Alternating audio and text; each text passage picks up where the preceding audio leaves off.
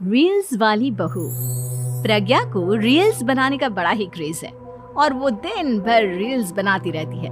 खाते पीते घूमते फिरते घर में कॉलेज में रील्स बनाने के कारण प्रज्ञा पूरे कॉलेज में हाईलाइटेड है। जहां उसकी रील्स सभी को पसंद आते हैं, वहीं मनीषा चिंता में डूबी रहती है। एक रोज जब खाते हुए प्रज्ञा रील्स बना रही होती है, तब मनीषा कहती है, एक मिनट भी चैन नहीं है इस लड़की को। ये नहीं कि खाना तो आराम से खा ले, लेकिन नहीं, अरे थोड़ी देर रील्स नहीं बनाओगी तो आसमान नहीं टूट पड़ेगा। अरे मम्मी, इसी को तो कहते हैं डिटर्मिनेशन। तुम नहीं समझोगी ये सब। भगवान, इस लड़की को सद्बुद्धि दे। जब देखो तब टेढ़ा बाका मुंह बनाती रहती है। मनीषा की बात का प्रज्ञा पर जरा भी असर नहीं होता और वो खाते खाते रील्स बनाती रहती है। दिन बीतने लगते हैं और देखते देखते प्रज्ञा का कॉलेज भी खत्म हो जाता है। आए दिन कोई ना कोई मनीषा को प्रज्ञा की शादी करवाने का सुझाव दे जाता है। सब ठीक ही कहते हैं, प्रज्ञा की शादी कर देनी चाहिए। अपने घर के काम काज में व्यस्त हो जाएगी तो खुद ही ये रील्स और नाच गाना बंद हो जाएगा। मनीषा और प्रेम प्रज्ञा के लिए एक अच्छा लड़का ढूंढने लगते हैं और तभी विकी का रिश्ता प्रज्ञा के लिए आता है, जिसने प्रज्ञा को उसकी रील्स देखकर पसंद कर लिया था। अगले दिन विकी अपने माता पिता के साथ प्रज्ञा के घर पहुंच जाता है और प्रज्ञा साड़ी पहने हाथों में चाय की ट्रे लिए उनके सामने आती है। जब विकी को पसंद है तो हमें भी बहू पसंद है। बहन जी, आप बारात की तैयारी कीजिए। एक बार लड़का लड़की अकेले में बात कर ले तो अच्छा रहेगा। हाँ हाँ, क्यों नहीं।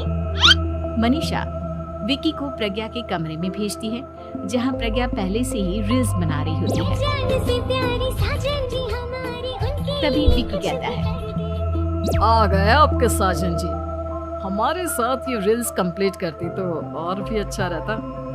अच्छा जी, अब आ ही गए हैं तो बना ही लेती हूँ आपके साथ। दोनों मिलकर रील्स बनाते हैं। जब वी मीट और तुरंत पोस्ट भी कर देते हैं। फिर विकी कहता है, जब आप साड़ी में चाय लेकर आई तब मुझे लगा कि कहीं मैं गलत घर में तो नहीं आ गया। अब सही है। दोनों की शादी पक्की हो जाती है और शादी के दिन भी प्रज्ञा रील्स बनाने से चूकती नहीं। यहाँ तक कि बारात के समय भी नाचते हुए रील्स बनाती है। सभी लोग प्रज्ञा की तारीफ के फूल बांध देते हैं और प्रज्ञा नाचती गाती अपने ससुराल चली जाती है। सब कुछ अच्छा चल रहा होता है। प्रज्ञा यहाँ भी दिन भर हर चीज की रील्स बनाती रहती है। लेकिन कुछ दिनों के बाद जब सुनीता कहती है, बहू, ये रील्स के साथ साथ कुछ काम भी कर लिया करो।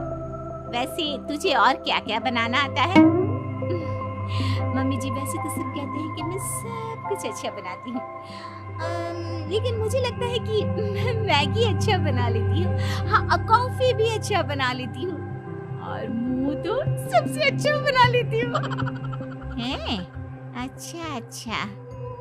सुनीता अपना माथा पकड़ लेती है और कहती है, बहू, कुछ खाना बनाना भी सीख लेती। मम्मी जी, मैं लंबी प्लानिंग कर रही हूँ। जल्दी ही मैं इतनी फेमस हो जाऊंगी कि मुझे पैसे मिलने लगेंगे। हम दोनों सास बहू राज करेंगे, राज। नौकर काम करेंगी और लोगों की तो लाइन लगेगी हमसे मिलने के लिए। तेरा दिमाग खराब हो गया है क्या बहू? हंसी मजाक तक ठीक है, लेकिन इस तरह घर नहीं चलते। जितना जल्दी हो इस घर के तौर तरीकों को सीख लो। प्रज्ञा मुंह घुमाकर चली जाती है और तुरंत उसी वक्त एक रील बनाती है। ये देख सुनीता का गुस्सा 7वें आसमान पर चला जाता है और विकी के घर आती ही सुनीता उसे सब कुछ बताती है। विकी भी अब प्रज्ञा की इन हरकतों से परेशान हो जाता है। तुम टेंशन मत लो मम्मा, मैं देख लूंगा। विकी कमरे में जाता है तो देखता है कि प्रज्ञा रील्स बना रही है। विकी बड़े ही प्यार से प्रज्ञा से कहता है, प्रज्ञा, इन सब के लिए मैं तुम्हें मना नहीं कर रहा हूँ, लेकिन फिर भी हर वक्त तो ये अच्छा नहीं लगता ना। समझने की कोशिश करो, मुझे भी तुम्हारा थोड़ा वक्त चाहिए। मैं जब ऑफिस से आता हूँ तो मुझे समय देने की जगह इसी में लगे रहते हो। तुम ज्यादा ही सोच रहे हो। तुम भी मेरे साथ रील्स बनाओ ना, तुम्हें भी बहुत अच्छा लगेगा। तुम्हें इज्जत से कोई बात समझ में नहीं आती क्या? दिमाग खराब हो गया है तुम्हारा इस चकाचौंध से। अगर तुमने अपना रवैया नहीं बदला तो मैं तुमसे दूर चला जाऊंगा। तुम ही रिश्ता लेकर आए थे, मुझे लड़कों की कमी नहीं थी और ना आज है। विकी दरवाजा पटक कर चला जाता है। धीरे धीरे विकी प्रज्ञा से दूर होता जाता है। एक रोज मनीषा प्रज्ञा के ससुराल उससे मिलने जाती है। तब सुनीता उससे कहती है, बहन जी, अब आई हैं तो कुछ दिन यहाँ रहकर जाइएगा, आप ही का घर है। हाँ मम्मी, बहुत दिन हो गए तुम्हारे साथ एक भी रील नहीं बनाई मैंने। प्रज्ञा तुरंत अपने फोन में रील्स ऑन कर लेती है। ये सब मुझसे नहीं होता। तेरा ये भूत अभी तक नहीं उतरा क्या? बहन जी, आप कुछ कहती नहीं क्या इसे? जब आप ही कुछ नहीं कर पाई तो मैं कर ही क्या सकती हूँ। सास तो वैसी ही बदनाम है। शाम को घर की लाइट चली जाती है और मनीषा प्रज्ञा से कहती है, मेरे घुटनों में बहुत दर्द हो रहा है, तू लाइट का कुछ इंतजाम करना बेटा। अच्छा, कैंडल जला देती हूँ मम्मा।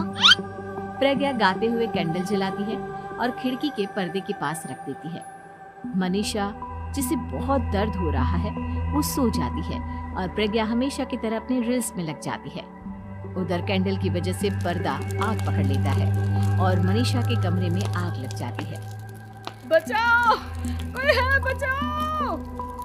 सभी भागते हैं और विकी कमरे की आग बुझाने में लग जाता है, लेकिन तब तक मनीषा आधी जल चुकी थी। मनीषा की हालत देख प्रज्ञा रोने लगती है। विकी मनीषा को तुरंत हॉस्पिटल ले जाता है और उसे एडमिट कराता है। विकी प्रज्ञा से कहता है, देख लिया ना, तुम्हारे इस नाच गाने की वजह से आज तुम्हारी माँ की जान जाते जाते रह गई। अब पता नहीं तुम और क्या चाहती हो। उधर डॉक्टर कहते हैं, इनकी हालत बहुत नाजुक है, आधे से ज्यादा जल चुकी है। प्रज्ञा रोती हुई मंदिर में जाती है और भगवान के आगे जाकर कहती है, भगवान, मेरी माँ को ठीक कर दो। मैं कसम खाती हूँ, हाथ से ये रील्स बनाना छोड़ दूंगी। बस मुझे मेरी माँ वापस मिल जाए। 2 दिन बीत जाते हैं और मनीषा खतरे से बाहर आ जाती है। पेशेंट अब ठीक है, आप लोग उनसे मिल सकते हो। सब कोई मनीषा से मिलता है और प्रज्ञा सबके सामने अपना फोन तोड़ देती है। मुझे माफ कर दो मम्मा, मैंने तुम लोगों की बातों को नजरअंदाज किया। बेटा, कोई भी चीज जरूरत से ज्यादा खराब है। मैंने तुम्हें रील्स बनाने से कभी मना नहीं किया, लेकिन हर वक्त एक ही चीज तो सही नहीं है। मैं समझ गई हूँ मम्मा, आई एम सॉरी। प्रज्ञा उस दिन से रील्स बनाना छोड़ देती है और पूरी तरह से अपने घर में लग जाती है।